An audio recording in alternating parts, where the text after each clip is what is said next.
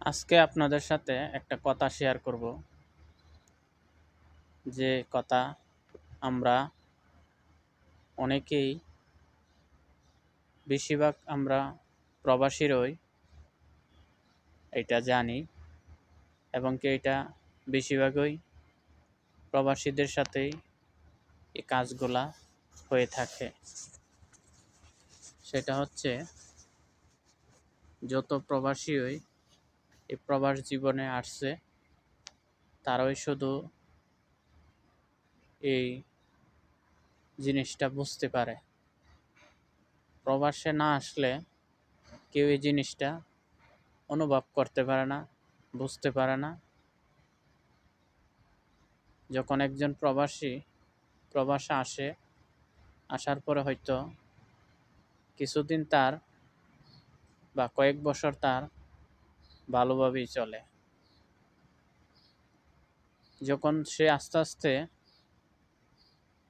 বছরের পর বছর তার দিনগুলা যাইতে থাকে, আর যখন প্রতি মাসে মাসে টাকা ইনকাম করে পরিবারকে দিতে থাকে, এভাবে যখন তার কয়েকটি বছর চলে যায়, যখন এক পর্যায়ে তার পরিবার লোকজন তাকে, মা বাবা, আত্মীয় স্বজন তাকে একটি বিয়ে করে দেয়।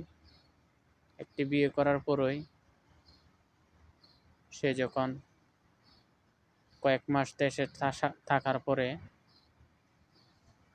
আবার বিদেশে সে নতুন বউটি বাড়িতে রাখার পরে আবারও প্রবাসের মাটিতে চলে আসে, তখনই আস্তে আস্তে তার হয়তো কয়েকটি বছর চলতে থাকে। এভাবেই যত বছর যায় ততটা বছরে আস্তে আস্তে তার পরিবারের কাছ থেকে সে দূরত্ব হয়ে যায়।